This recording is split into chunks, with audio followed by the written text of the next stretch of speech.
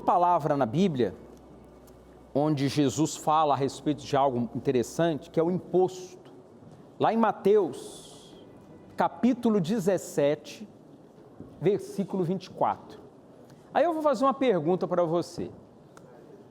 A gente deve pagar imposto? Isso, não gosto de pagar imposto, não. Eu vou sonegar daqui, vou sonegar dali, vou enrolar daqui, vou ocultar meu patrimônio de lá. Deve-se ou não pagar imposto? Bom, está na Bíblia. Se está na Bíblia, tem uma razão de ser. Nada está aqui por acaso, nem por acidente. Todas as coisas que Jesus fez e falou estão na Bíblia? Não. Não estão, porque não caberiam. Nem nos livros, no mundo inteiro, caberiam as curas, milagres, ensinamentos e a orientação de Jesus a lá. Há, porém, ainda muitas outras coisas que Jesus fez. Se todas elas fossem relatadas uma por uma, creio eu, isso foi João que falou, né? Ele falou que nem no mundo inteiro caberiam os livros que seriam escritos. Então, nem tudo que Jesus fez ficou registrado. Mas o que era necessário que eu e você hoje tomássemos conhecimento foi registrado. Jesus curou muita gente, nem todas as curas estão aí, nem de longe. Ensinamentos e orientações, quanta coisa os discípulos ouviram e viram, presenciaram. E uma destas foi a questão do imposto, e essa ficou registrada. Olha lá. Tendo eles chegado a Cafarnaum, dirigiram-se a Pedro os que cobravam o imposto das 2 dracmas e perguntaram: não paga o vosso mestre as 2 dracmas? Sim, respondeu ele. Pedro ficou ali apertado, né? Ué, o seu mestre não paga o imposto das 2 dracmas, não? Ele respondeu: sim, ele paga. Ele ficou ali numa situação meio, e agora? Estão cobrando o mestre. Tem que passar isso para ele. Continua, por favor. Ao entrar Pedro em casa, Jesus se lhe antecipou. Isso que é interessante, Jesus já sabia do que estava no coração de Pedro, antes mesmo do Pedro falar ou comentar, porque eu acredito que Pedro deve ter ficado meio assim, né? Não vou dizer indignado. E aí? A gente tem aprendido tantas coisas novas, Jesus tem orientado tantas coisas. E essa questão do imposto? Os judeus não gostavam de pagar o imposto, e principalmente porque eles estavam sob o jugo de Roma, e os romanos cobravam impostos nos territórios ocupados. E os judeus odiavam pagar esse imposto, não gostavam de jeito nenhum.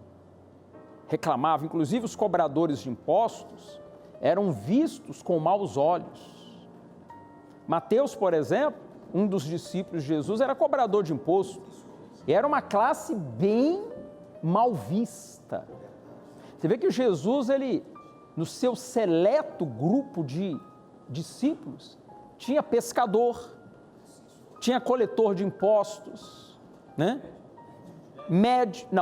Lucas não era um dos 12 discípulos, ele veio depois, com Paulo, tá?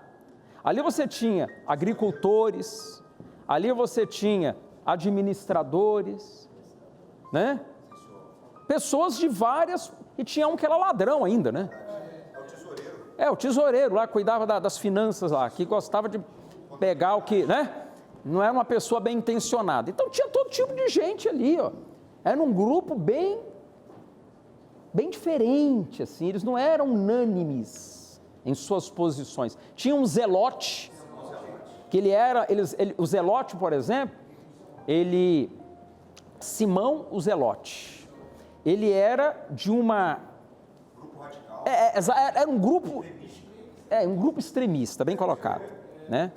Simão o Zelote, né? Ele fazia parte de um grupo que eles treinavam para ser adversários dos romanos. Eles queriam na marra, no braço, tirar os romanos da Judéia. Eles orquestravam atentados, assassinatos, né? Depredações. Era um grupo perigoso, extremista. Olha só, o grupo fazia parte ali dos discípulos, cada um tinha uma... Então, Jesus, aí Pedro ficou assim, né? O que eu falo? Não digo. Jesus se antecipou. Olha lá, grupo revolucionário, estava lá, liderado por Judá, o Galileu, e Sadoque, o sacerdote, visando fazer frente às medidas e ao domínio do Império Romano. Ele era no braço, meu irmão, ali era na marra, o pessoal era treinado para ser, né? Lutar com espada, com faca, na mão. Eles eram um grupo radical mesmo, eles queriam fazer a coisa acontecer, eles não aceitavam o domínio de Roma. Então aí, voltando lá na passagem, né? Obrigado por ter colocado aí. Jesus se lhe antecipou dizendo: Simão, que te parece? De quem cobram os reis da terra impostos ou tributos? Dos seus filhos ou dos estranhos? Continua. Respondeu Pedro: dos estranhos.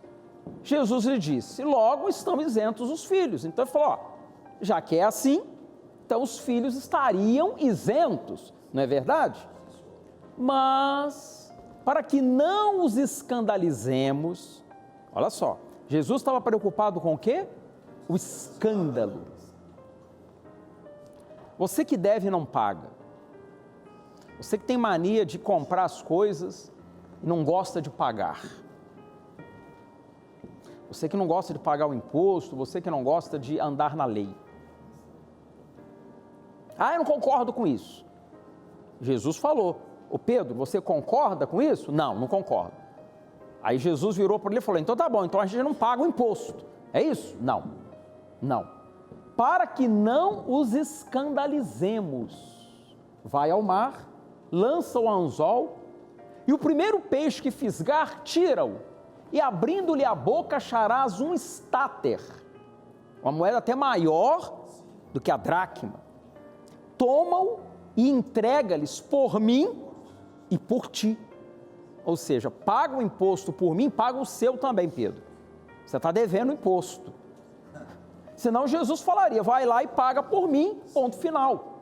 Mas Jesus sabia que o Pedro estava devendo imposto também. Então você vai lá, para ninguém se escandalizar. O mestre paga? Paga, está aqui, ó. Olha aí. Olha aí, eu pago também aqui, ó. E o mestre também, ó.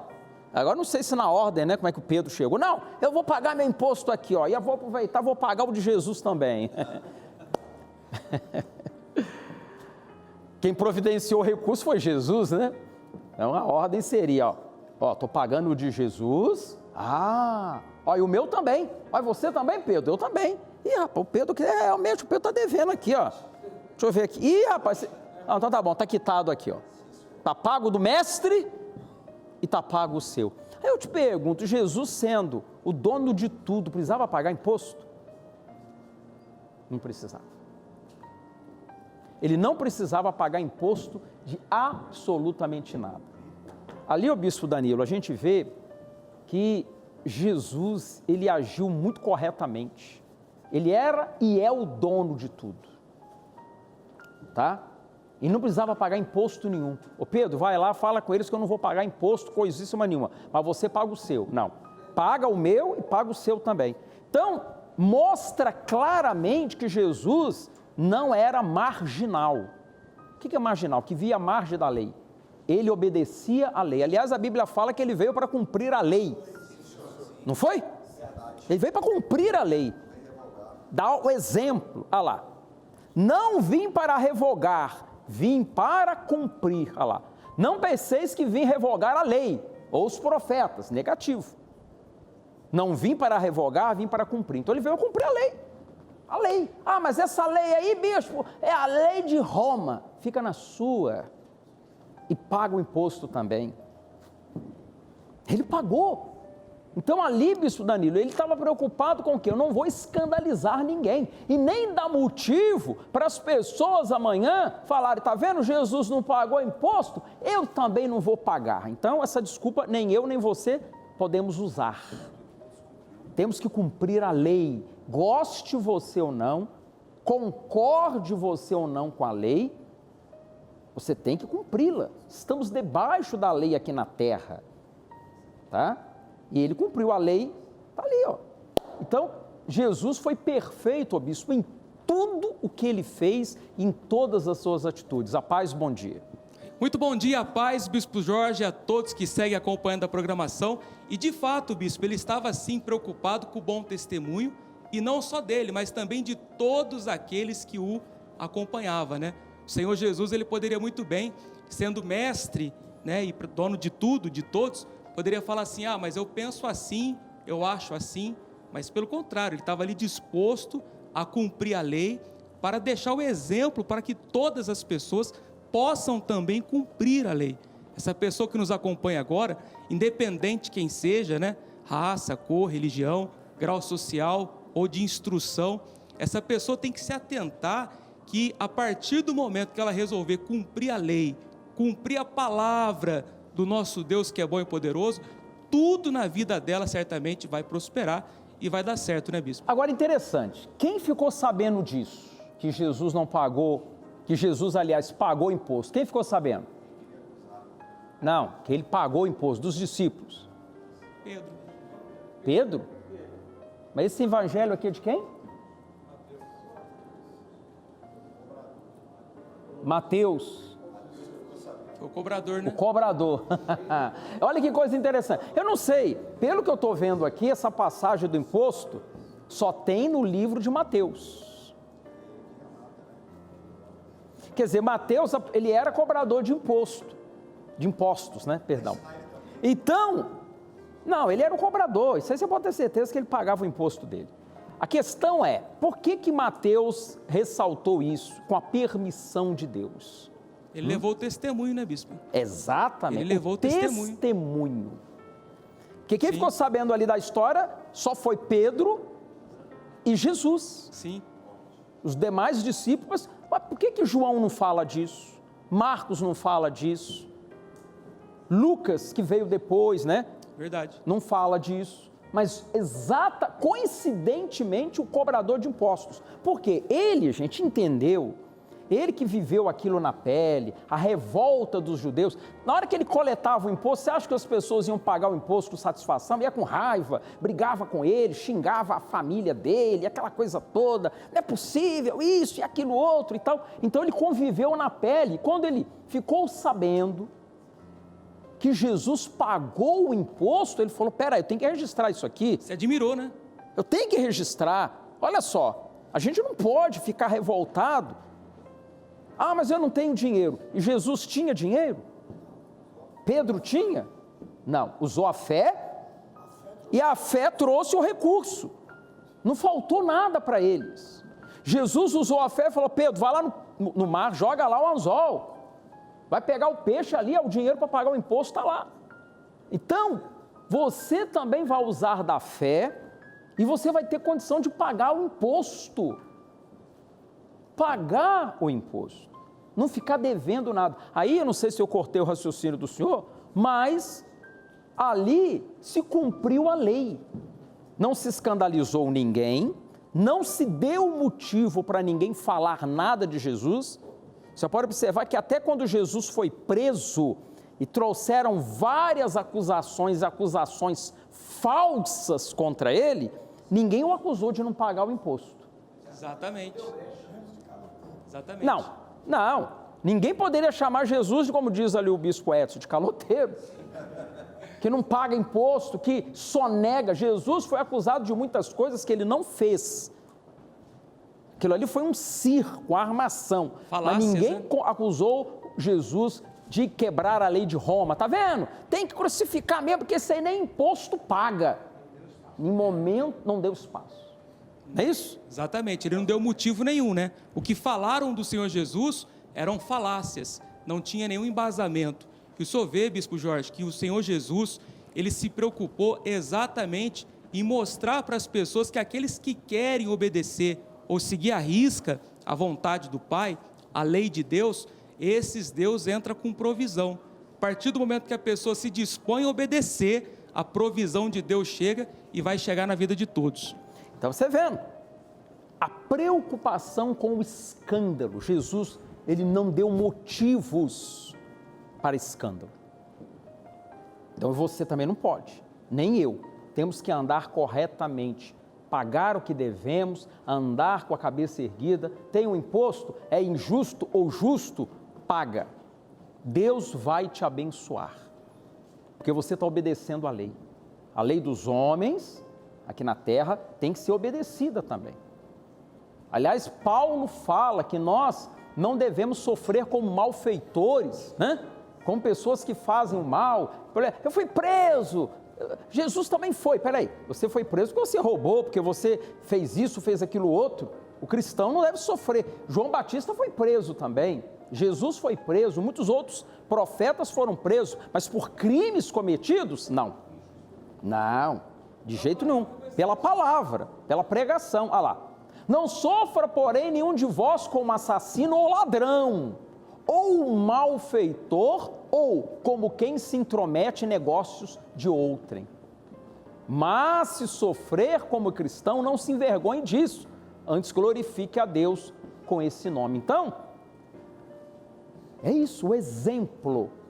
Que exemplo extraordinário que Jesus nos dá, de conduta honesta, correta e de cuidado de não escandalizar os outros.